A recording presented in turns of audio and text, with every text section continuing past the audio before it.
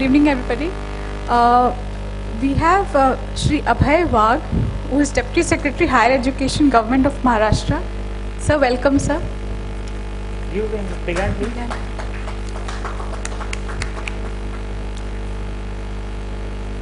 We have Dr. Sampada Joshi. She's Director Exams, Pune University.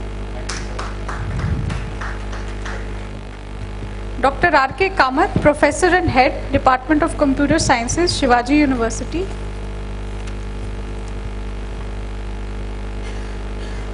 Dr. Mandhare, Controller of Examinations, SNDT University. Yeah, I think. Okay. Dr. P.V. Ramana, Chairman, ITM Group of Institutions. Can we have a round of applause, please? Thank you. Shri Gautam Goradia, MD, Photolity.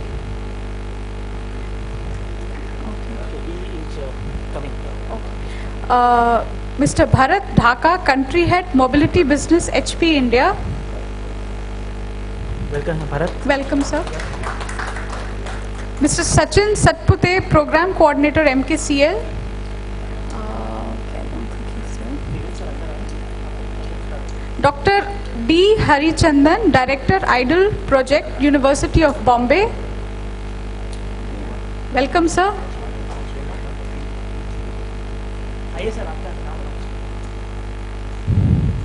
We also have Mr. Vishal from Polycom, who will try to connect us with Mr. Mark Alex Raymond from Singapore for this session.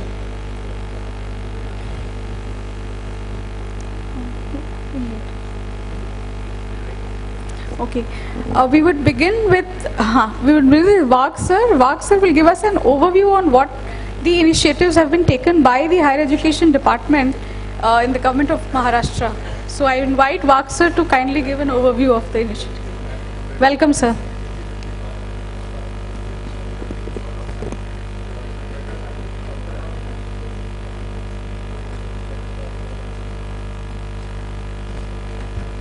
Good afternoon, dear friends.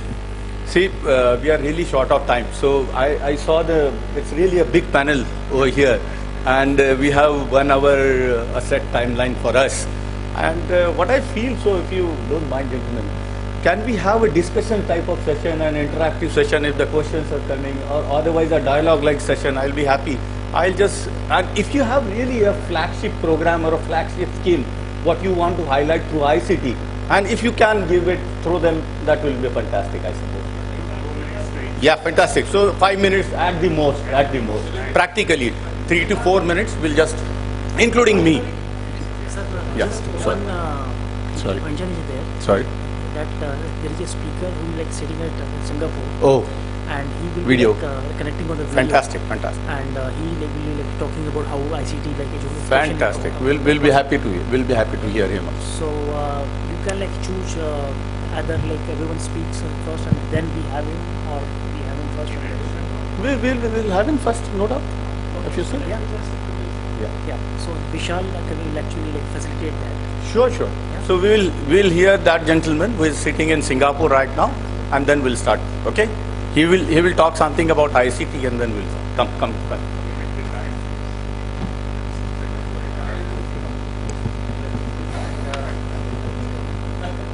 Just a small thing that we forgot to introduce Mr. Vivek Atre, because he was right now he's with us. He's the Additional Secretary IT from Government of Haryana, so he will be sharing some experiences from the Haryana state also. Yeah. Thank you, Elitz, and thank you, Mr. Wagh, for letting me introduce Mark Alexis Raymond. So Mark Alexis Raymond is my colleague from Polycom. He is based out of Singapore. You can see him right now on the screen. Mark is basically Director, Enterprise Solutions and Market Development for Polycom. Until recently, Mark was responsible as Global Director, Government Solutions and Market Development for Polycom. In this role, he developed and was responsible for driving the collaborative government initiative which enables greater service, performance and communication through smarter conversations in public sector. So Mr. Mark Raymond has more than 14 years of international experience in the information and communication technology industry. He's a trusted advisor to many senior executives and has worked closely with many public and private organizations. Prior to joining Polycom, Mr. Raymond worked for Alcatel-Lucent.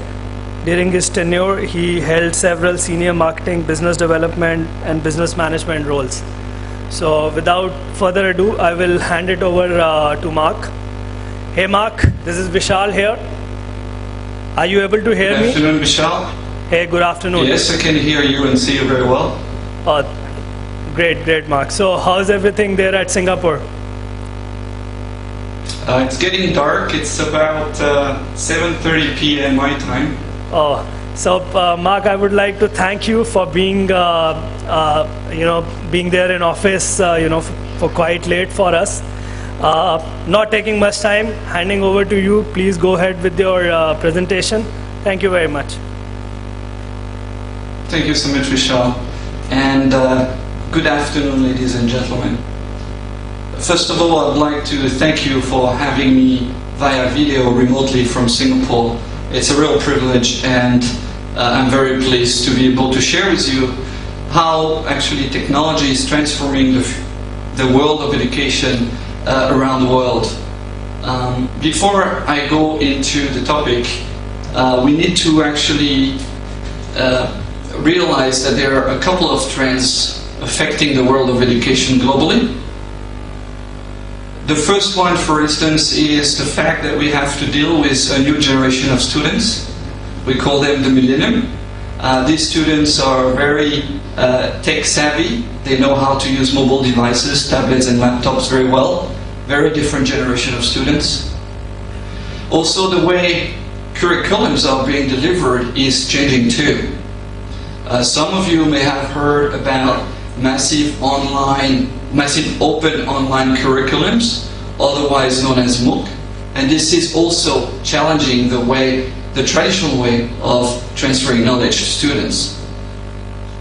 The last one is, of course, a challenge that India and the state of Maharashtra as well is facing around the problem related to access or reach of services, including education and health and so on and so forth.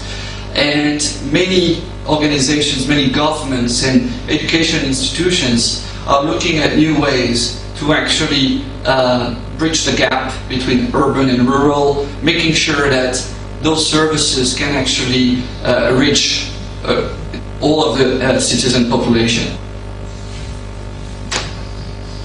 Allow me to share a presentation with you while I'm here.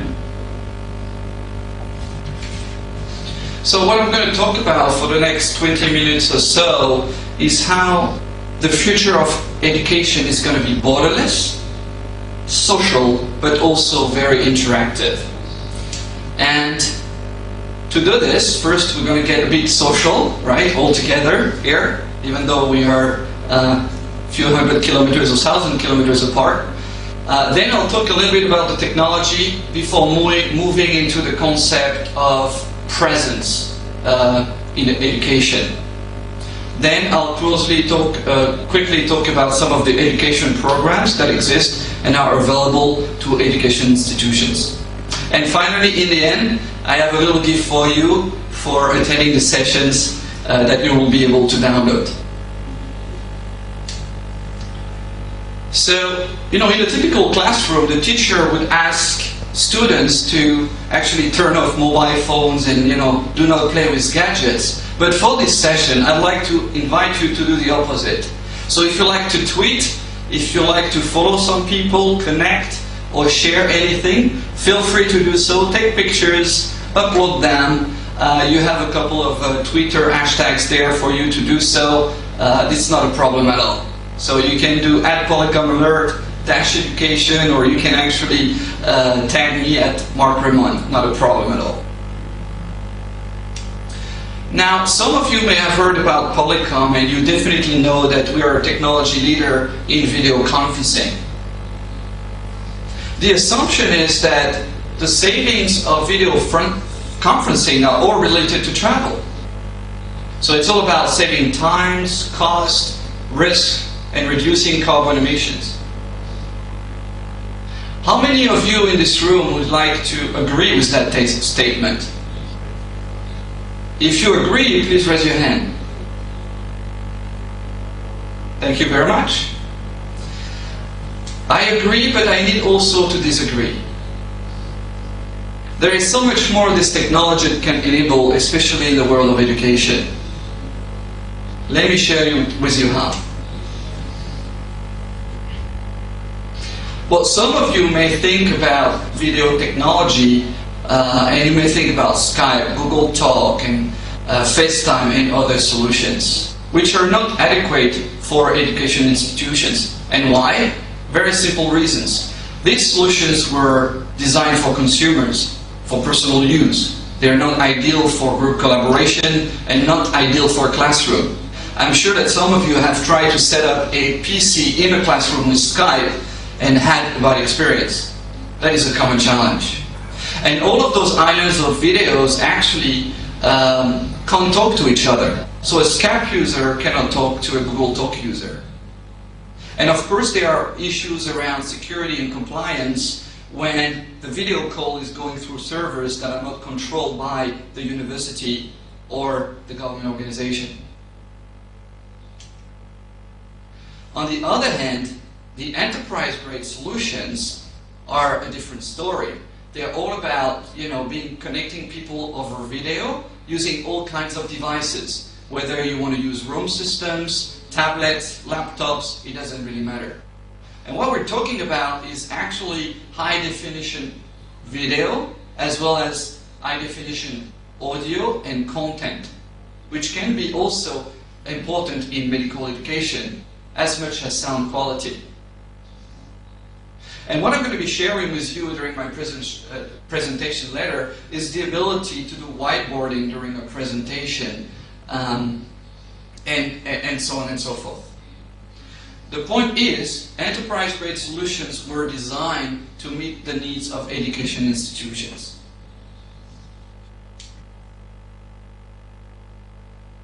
So we've come a long way in terms of technology, right? Back in 1992, it was all about video conferencing, and then in 98 we introduced video conferencing. Then later on we had some immersive telepresence type of solution coming to market. And obviously in 2011, video collaboration became software-based. So it's now available on tablets and smartphones, for instance. Last year it moved to the cloud, right? So I heard you just talk about the cloud. Well, video can be delivered from the cloud if you wish to have it so. And now this year it's even going further, which is going to be made available, through browser-based type of solutions, which is going to change the way students will have access to this technology. Now, of course, when we talk about video, people may ask why.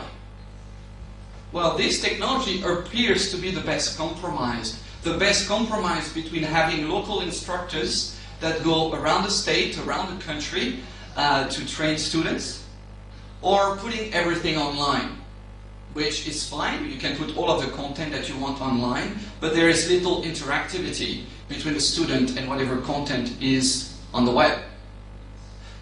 So in between, that's where the technology plays a key role in order to enable blended learning.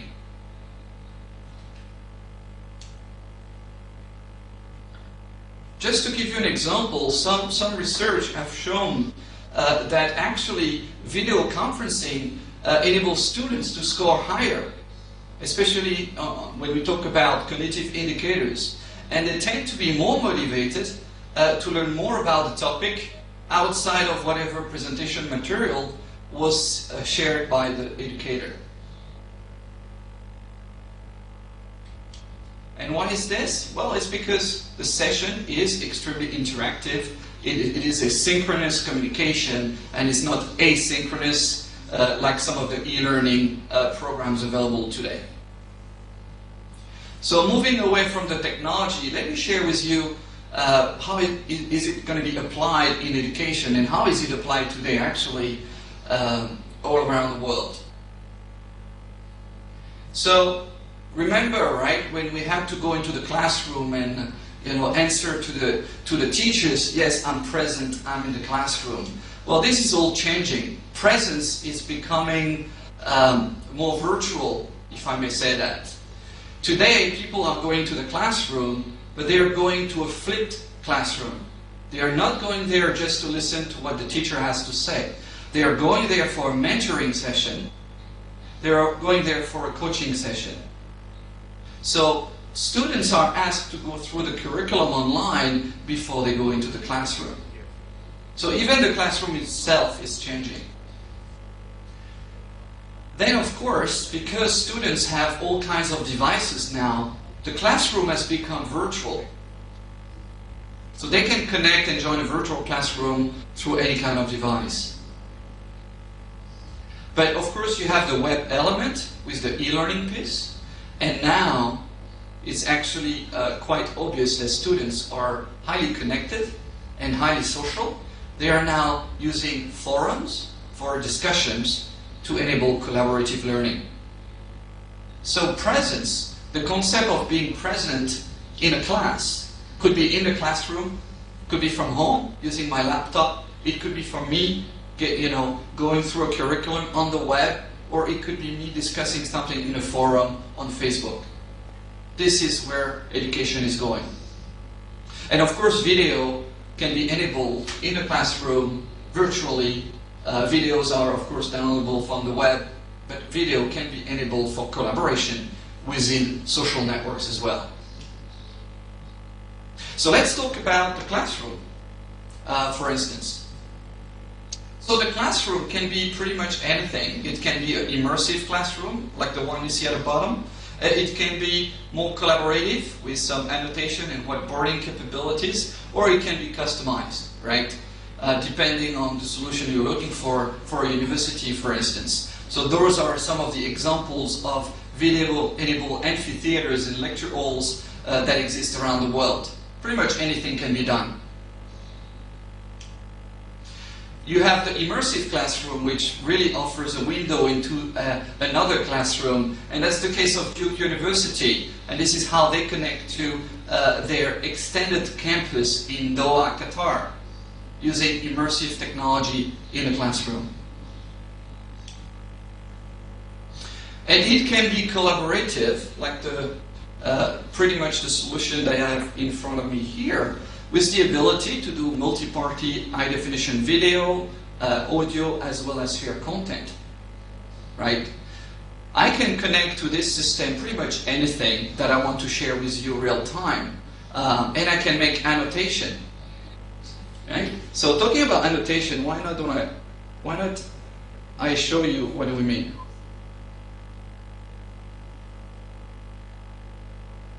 Right, so using a screen next to me here, I have the ability to annotate on my presentation, right? And this content can come from a laptop, like you can see here. It can come from a tablet that is connected to the system itself. It could be the Apple TV, where all the ebooks have been uploaded, and the teacher needs to access all of that content as well. Or it can be a document camera, like the one you can see here on the picture. And if you want to do whiteboarding or blackboarding, you have the ability to do that as well, and make annotation just like if you were using a smartboard, right? But of course, if you're in sciences and you need a live subject, that's no problem, right? I could, move to the side here, where I have a document camera, and actually look at a live sample and share it in real time. And again, I have the ability to make annotation on a live subject as well, as you can see here on the screen. So this is where we're talking about two-way collaboration and sharing content between the teacher and the students remotely in a very interactive way, as you can see.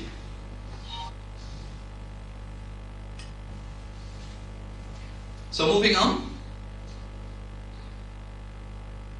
Just waiting for the content to refresh. Okay. So you can make annotations, but it's not a problem. Students can connect to the classroom using laptops. They can use tablets as well or smartphone. It doesn't really matter. And whatever kind of information is shared, data is shared, and whatever annotation is made on the content can be seen on all kinds of devices. Right? So these type of solutions are available to really break the distance that exists today between some of the teachers and students. You can connect using all kinds of equipment, and of course, the most important is that whatever is being delivered during the lecture can be captured. And we're talking about audio, video, as well as content and annotation, which can be made available live through live video stream, or on demand, so that students can have access to it at a later date. So now this is happening all around the world, and the kind of topics and areas that can be discussed using this technology is pretty broad. It's happening today in Korea around science and technology. Public policies are being discussed around the world by universities who are already equipped with this technology. But what about biology, literature and astronomy as well? Here is an example on how, let's say a diver in an aquarium at the Great Barrier Reef is able to have an interaction with some of the remote students. Music and the arts is something that can be done as well, not a problem. Hey Mark. Mathematics, this is Vishal. Languages, and so on and so forth. Yes? Mark, are you able to hear us? Yes, I can hear you. Okay.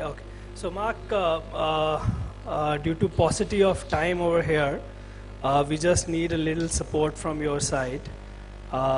If you can, just try to ramp up this presentation in next 1 or 2 minutes. So there are people on the stage, so this is a 1 hour slot, entire slot, so they want to, run their presentations as well. I'm really sorry for this. You need to be a little fast. Thank you. Not a problem, I'll do that. Actually, I'm almost there. Medical education can also be done, and it's happening in India, as you can see here on the right side of the screen. Professor Mishra, for instance, does a lot of medical education at the Sanjay Gandhi Postgraduate Institute of Medical Sciences today. We talked about the e-learning piece, so I will move forward, but I really want to talk for 30 seconds about the social piece of learning. And this is really something that is revolutionizing the way students have access to live lectures.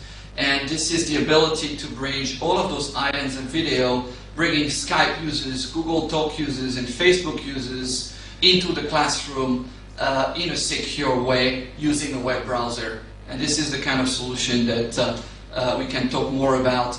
Again, a multi-party video solution using a web browser for all students connected to a virtual classroom, and all of them can be connected using their social network of preference.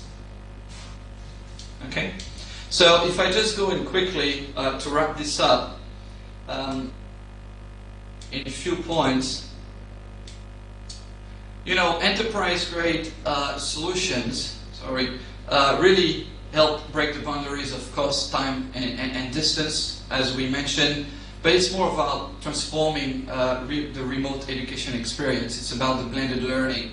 The knowledge retention will be higher because it's more interactive, collaborative, social in aspects. Content is key, obviously, having access to subject matter expert and engaging programs being delivered. And as I said, this can be delivered from a private cloud, public cloud, or a mix of both, which is the hybrid cloud. With this, if you want to try what video looks like on a tablet or a smartphone, I invite you to actually download the Polycom application from the App Store or the Android market. You can use it, it's free of charge. So with this, I thank you for your attention. and enjoy the rest of the panel. Thank you.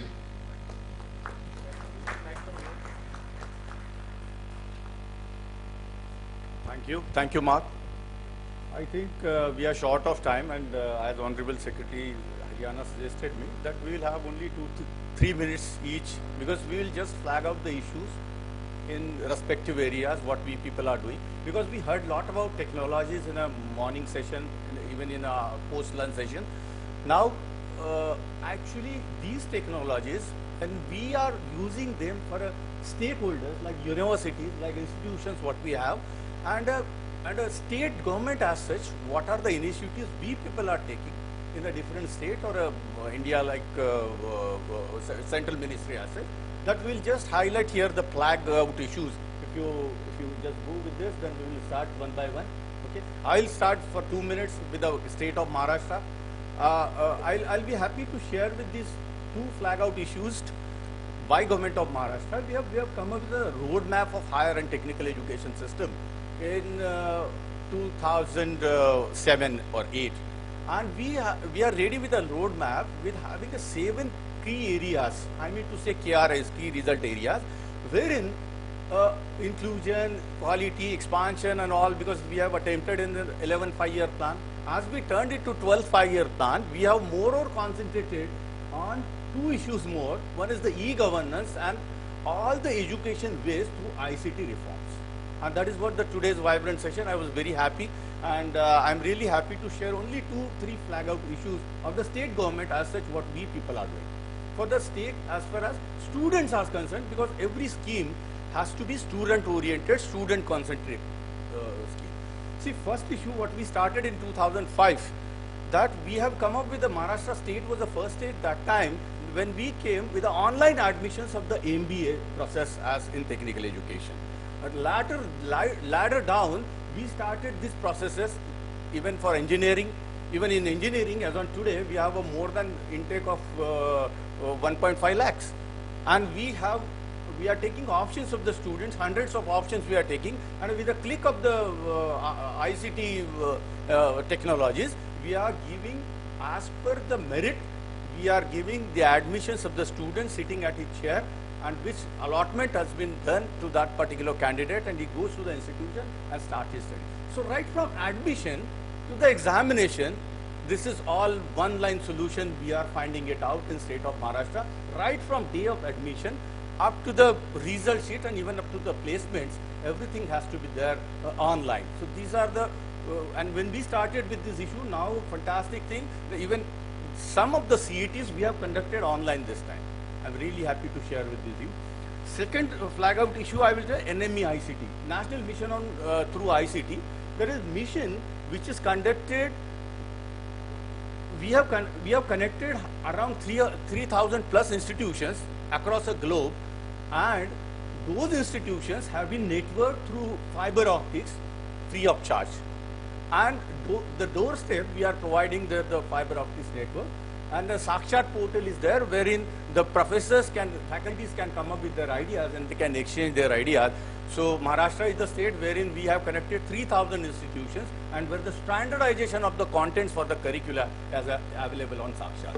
And third, final bit that I would to tell you is dematting of the, today citizen wants actually, dematting of the degrees, because it was somewhere the news in the newspapers, and it shocked us a lot, whether the degrees are fake, whether the diplomas are fake. Then we are going for a dematting of degrees, diplomas and certificates all side online. It has to be there, and citizens has to be facilitated. Then the virtual classrooms, laboratories, and laboratories with satellite communication is one of the way. Thank you, dear friends. I will just call Professor, I think IT Secretary will start with Haryana. I think he will share with the views what initiatives he has taken with Haryana. Thank you, sir.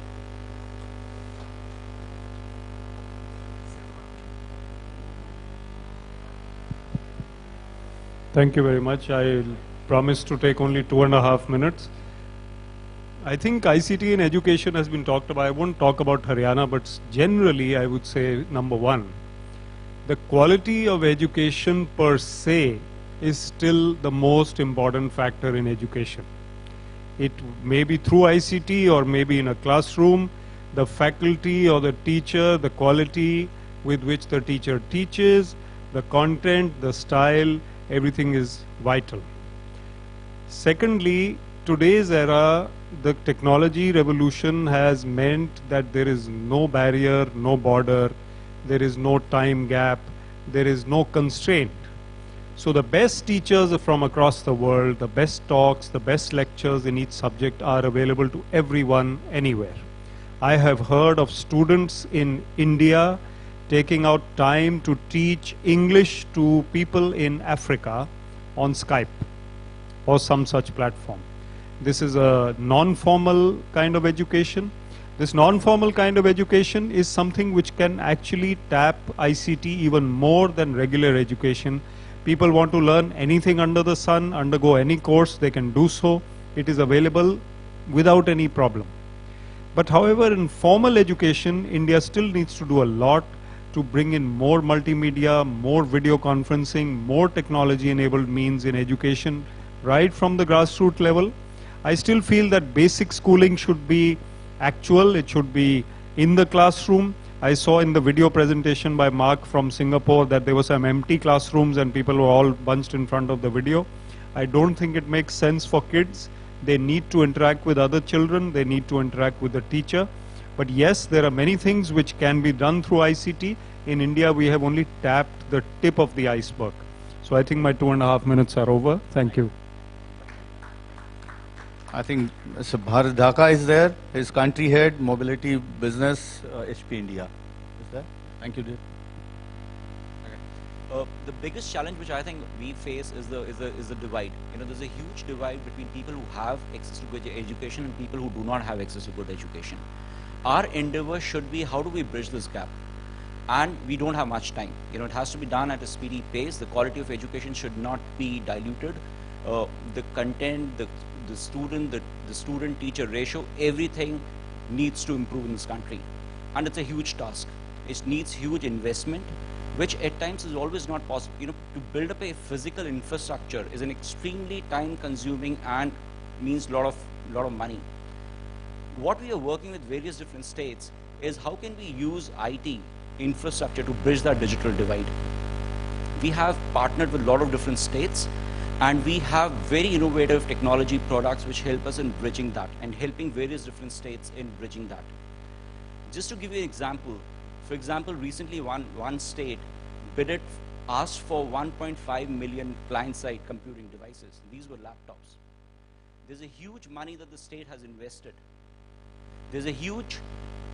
Most of the students of the state will have access to a client-side devicing, which will be a latest good technology product with good reliable service, support and warranty. But what we still think lacks is the content. The state has given these devices to students, but where is the content? You know, people spoke about content being there on the net, but still it's not easy to have access to that content. The quality content is still, and there are a lot of distractions on the internet. So it's extremely important for states as they go down this path of technology, helping education environment, is to build good, reliable content. And this is where HP is not just helping different states in terms of building devices, be it notebook, desktops, tabs, which help us in bridging that digital divide, but also in terms of creating and putting that content on the cloud. So we have technology where we put good educational content on the cloud. We are talking about real-time learning on demand. So there's a lot of things that is happening in today's education. We have notebooks, we have tabs, we have computer device, we have thin client architecture, which helps us in doing that at a much faster pace and at much reasonable cost. Thank you, Dhaka ji. Really excellent words. You have summarized in maybe 2 minutes. I think I'll call Goradaya ji. Yeah, please. Thank you. Respected panel, I couldn't agree more with the respected secretary from Haryana and as well as with the gentleman from HP about the importance of content. And I think it's a question of custom content which is being missed out today, apt content which can be created and delivered very easily, which is apt to the relevant audience. Most of us rely on content which is created by somebody else without realizing that that person has his own vision and has created the content, he or her has created that content depending on what he or she feels about a particular topic. But the instructor or the teacher is the best person to create content which is relevant to his or her classroom. And since we are a co-sponsor, I take exactly 60 seconds, if not, I risk it being short, 60 seconds to speak about this one product that we are showing here, which is called Photolity. And Photolity is a product that enhances visual learning. Now, you'll all agree that we are surrounded by billions of photos today. Billions of photos. Just to give you statistics, there are 300 million photos that get uploaded to Facebook every day. 300 million photos. But are we making good use of that content? Are we making good use of those photos? A teacher wants to teach, let's say, the landing of rover on Mars. Where is the teacher going to be able to get a poster to explain that in her classroom? What if she had the ability with one click to be able to create that poster, or with one click to be able to create comic strips out of these kind of photos that are available? So it's a question of content, it's a question of how you can be creative in creating that content. Another thing that our software does is the ability of taking those photos and converting them into various kinds of quizzes. So you can take a picture and create a quiz. You can take a picture and create a flash quiz. You can take a picture and create a worksheet. So multiple outputs. You just give the software some photos and it will do the rest for you. I think I won't take more time. My 60 seconds are done. But what I will do is I will request anyone who is interested to please stop by at our booth. And just one point I'd like to make, that if there is anyone here from law enforcement, please come and see us, because we have a very, very good story with law enforcement. We're trying our best to help secure, to do our best to make this city and country a little more secure. And it is this little piece of software that, you know, has this length and breadth about all that I've said. So thank you very much. Nice presentation within a minute. It's really thankful. I think I'll call upon now Dr. Sampata Joshi, Director Exams, Pune University. I spoke about, because it's a stakeholders of Government of Maharashtra. We have taken so many initiatives, but of course our stakeholders majorly institutions and universities. So let us hear what stakeholders actually they do it at their level. Thank you. Please. Good afternoon to all. I'll wrap it up in a minute or a little over than that in terms of what we have assimilated from the solution providers, the technology that is available, and the policy framework within which we can deliver the entire process that is teaching, learning, evaluation. As a university, when we talk of governance at Pune University, I mean, I would be only narrating what we have been practicing.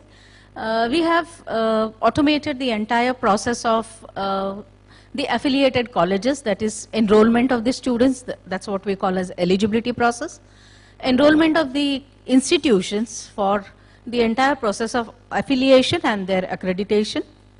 This is being done for last 5 years, and from the time we started 5 years back, today I think we are very, very set, and we could be a role model for anybody to deploy this process of affiliation and accreditation. 2 years back, we started with roster, that is the teacher approval and the entire process, which is also very streamlined now and is quick. The entire election process for the various statutory bodies of the university is also online. And these all talks of governance in terms of tracking the approved teachers, tracking the non-approved teachers, facilitating the non-NETSET teachers in terms of training workshops and likewise. And the most critical and sensitive, and which is what is driving ICT reforms and has become talk over last 2 years, is the evaluation process and the various gaps and lacunas that we have. As far as university is concerned, the entire enrollment for examination, that is what we call as pre-examination, is completely automated, and we have successfully done it for last 2 sessions. So 2 semesters have been done, which takes care of student enrollment, their registration, their hall tickets, and their summary, and their seating arrangement at the various colleges. The entire internal marks and their recording, that is internal evaluation, is also online, which brings in a lot of transparency and faith in the students, which has been lots debated over last couple of years. And from this year, for the first time, we delivered question paper online successfully. All of this has been done by our in-house team, which is thanks to NIC, through which we have a young breed of programmers who are helping us integrate all the staggered automation patchwork that we had done to bring onto uniform platform. And we are in the process of preparing our RFP document and going on the lines of suggested ICT reforms, which we have submitted the report on 12th October under chairmanship of Rajesh Agarwal ji, and we would be going in for complete automation from the coming academic for the entire evaluation process. Thank you very much. Thank you, man. Thank you. It's really a good practice. Just add on to this, because as a stakeholder, the state of Maharashtra has started this. Every department has been allotted with some 2% of budget of their outlay has to be given on e-governance activities, and in that every stakeholder has to be come up with some initiatives in that department. Like on, if I give some 300 crores of rupees to a Directorate of Higher and Technical Education department, then we have created a MIS which really shows our Chief Secretary and our Honorable Minister can see whatever constructions which are going on in the field work, what is the today's stage, even he can look whatever the amount was, it was the administrative approval was given for that particular construction, what is the amount as on today it has been released, and what has been budgeted earlier, and what is the today's expenditure of it. So total picture of MIS, total picture, it is a construction tracker basically we made. Like that, every initiative of stakeholders from the state also we have formulated in the Department of Higher and Technical. I think now you will call on. Yeah. So I think we have Dr. R.K. Kamath, Professor and Head, Department of Computer Science, Shivaji University with us today. So let us hear some, which is a rural place, what we say is to be a tribal place, and let us hear. I think he's not there? Oh, sorry. Thank you. I think the gentleman, Professor D. Hari Chandan is there. Yeah, I think he will speak. While many of you are the service providers of technology, we at the University of Mumbai, we use the technology which you provide to us. As my counterpart has said rightly about the University of Pune, we at the University of Mumbai, in the Institute of Distance and Open Learning, we have a student strength of more than 100,000 students. And we have 75,000 students who take admissions every year, fresh students, and about 35,000 students who appear at the examination. So we have to look after around more than 100,000 students every year. So for that, we have started with the help of our Maharashtra Knowledge Corporation there. In fact, they are the first to introduce online admission process for distance learning programs of all the first year programs in the year 2011 and 12. And subsequently, through MahaOnline, we started online admissions of all our programs. So all the 100,000 students, more than 1 lakh students, they took admissions through online, and that hall tickets also were generated online and delivered to at their doorsteps. That was the biggest achievement that we at the University of Mumbai, we are a very conventional university, but still using the technology for the first time, we did it and we have achieved it, and at least 100,000, so they don't have to come to Kalina campus to collect their hall ticket. So what further we need in the distance learning program, since you are the providers of technology and service to the different stakeholders, what we need now, right now, in the University of Mumbai is development of content. Some of you have said about the development content specific to our requirements. We need to develop the content and it must reach to the students. Second is, Madam has said about this, assessment. Assessment also has become a very big problem for us. we have a specific, Maharashtra University Act says that within 45 days you have to declare the result. So with so much number of students, it becomes difficult to, get the results declared within 45 days. So we need the help of the, technology if we to assess the students' answer sheets. Of course, it is not objective type like UGC-NET and other things. It is subjective type of test, but how to use technology in this thing. And the third thing is this content to be delivered at that doorstep e-country. So this is very briefly, since we will be using the kind of technology that's available to us for disseminating knowledge to the distance learners. Thank you all. Thank you, sir. Now we have Dr. P.V. Ramanna with us, Chairman of ITN Group. He is handling, I think, MBA engineering and some hotel management institutions in Mumbai and across the globe. I think he will give, because I wanted anyway in my panel some private stakeholder, how he is looking through these initiatives which government has started, as different stakeholders have started with. Let us put some. Thank you, sir. I just want to make 3 points. One for the organizers, one, what is it we are talking of in terms of governance, and 3, what are the lessons we are ourselves implementing in our institution. First, about the organizers. Sir, my humble request, don't pack the panels with 10 or 15 people, and don't allow product presentations. We can get everything what Polycom has said on the click of a button on their website, or I can call them at the phone call. So let this not be a product sales show. It should be an idea show. The new ideas should come and from people experienced in utilizing those ideas. That's number 1. 2, I've been listening to a lot of e-governance. And this is something, because it's late in the day and all of you need to be woken up. What do we mean by saying governance? How we manage ourselves internally. When you say corporate governance, you are not talking of how Hindustan Lever sells soaps. We talk of how Hindustan Lever board and the management and their affairs are conducted within themselves, right? Therefore, if, since most of these cloud and e-governance and e-seva products are sold to governments, we have a lot of product suppliers and representatives of state governments who buy those products here. My humble request to those government representatives who are here, there is enough attention on the services you provide at the public point of touch, like an e-seva, or a payment system, or an information providing system. But what are the products and services used internally to govern themselves?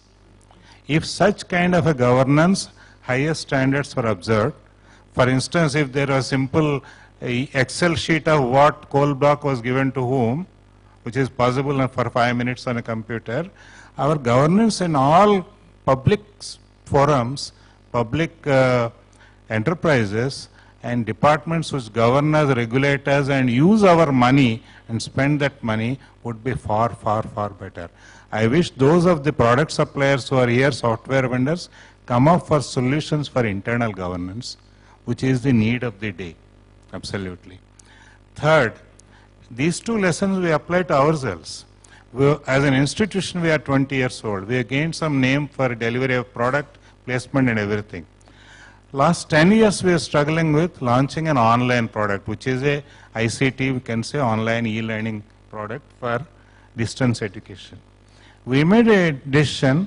First, we need to be completely absorbing the principles of ICT in our own organization, how we run ourselves, right? How we run the exams, how we teach, how we schedule the classes, how we take the fees, end to end, how we track a student, academic records, financial records, student record, everything. After, and it requires something like a web-based ERP system to install and to make user adaptation at least come up to 80% level, it has taken 5 years. After that only we are launching ICT as a service as a student. There, what is our new idea? In one word I will tell you. People are talking of content and difficulty of customizing content. We have gone ahead with the belief that the student, consumer is the creator of content. They know more where to get it. They know more which site gives which kind of data. And we are designing our own platforms to provide such kind of content so that each group of students enrich all the members of the group by pulling content and presenting it in shared platforms as a part of the lesson. Okay? This is what we are doing. Thank you very much. This is the actual experience you have shared. Thank you, Ramanna. Thank you very much. Now I'll call Mr. Satpute. He is a representative from MKCL, Maharashtra Knowledge Corporation Limited. This is really a wonderful experiment Higher and Technical Education Department did in 2001. That we, department as such, took an initiative to come up with a company under Section 25. And it was a really, I mean to say, a vibrant topic that time in a discussion, how government can come up with an initiative. And I'm really happy to share with some good examples. Mr. Satpute will, of course, will give you the details of that. But I'm happy to say today, it is now a 250 crores company as on today, with the seed capital of Maharashtra Higher and Technical Education. Yeah. So I'm happy to call Mr. Satpute. He will just share up with us what MKCL is doing as on today. Thank you. Thank you, sir. Good evening. As Vak sir has already introduced me, I represent MKCL, which is an initiative of Government of Higher and Technical Education Department. We have been playing a key role in providing solutions to the universities and providing IT literacy in the state of Maharashtra. We have 5,000 centers, franchisee centers, huge network, where in the morning also you heard that iSarita is being implemented from our centers. So I think Joshi ma'am and Harichandan sir has already covered.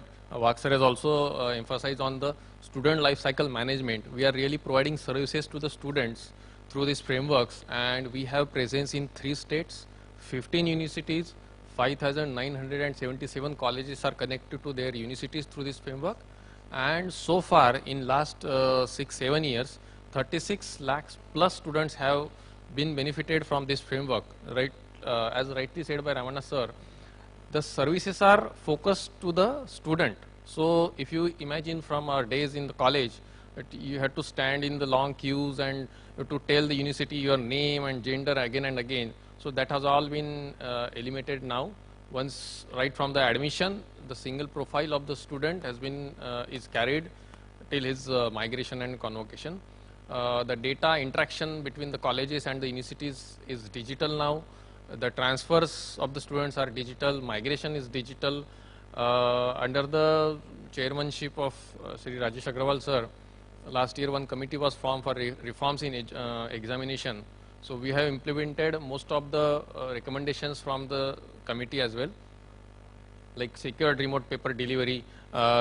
University of Kolhapur was the first university to implement that. Unfortunately, Kamath sir had to left for some urgency. Otherwise, you would have witnessed that big success in that. Barcoding of answer sheets and all these things are done. Another flagship program of the MKCL is in IT literacy. So far, we have trained in last 10 or 11 years, 8.5 million people in state of Maharashtra. That is itself is the record, and they are certified by the MSBT, the Board of State Board of Technical Education. And no such other program in the world has achieved such a huge figure in such a short period of time. So we are really providing these services to the universities in terms of educational e-governance, and of course we are researching on the content delivery and this blended approach, collaborative approach, where the students can collaborate with each other through the framework and the logins provided to them. So thank you so much for giving us such an opportunity to present our services to you. Thank you, sir.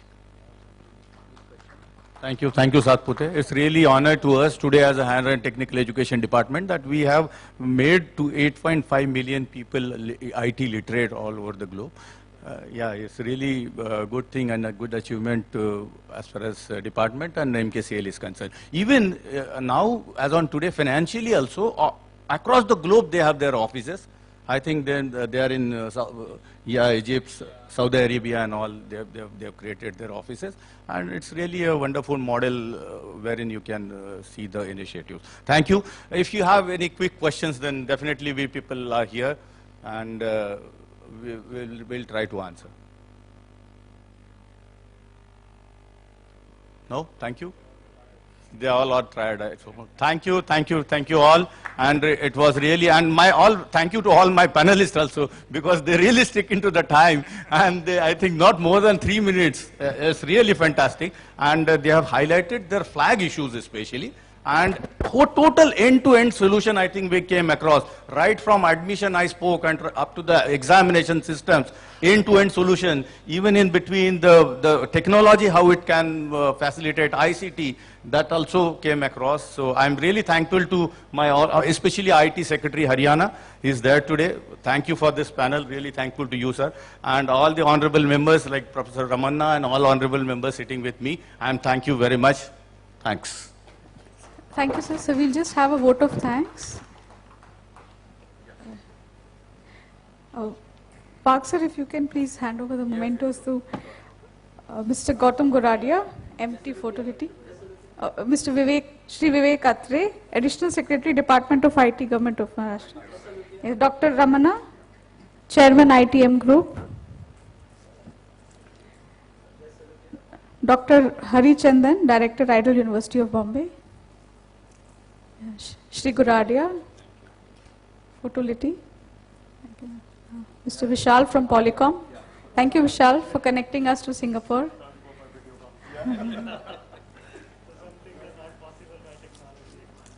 Dr. Sampada, thank you, ma'am.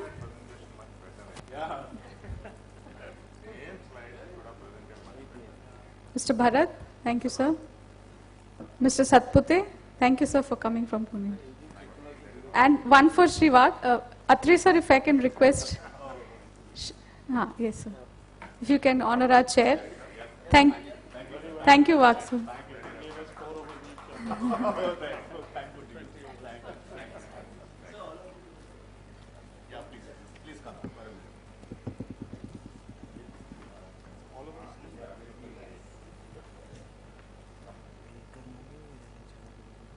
आधा घंटा break कर.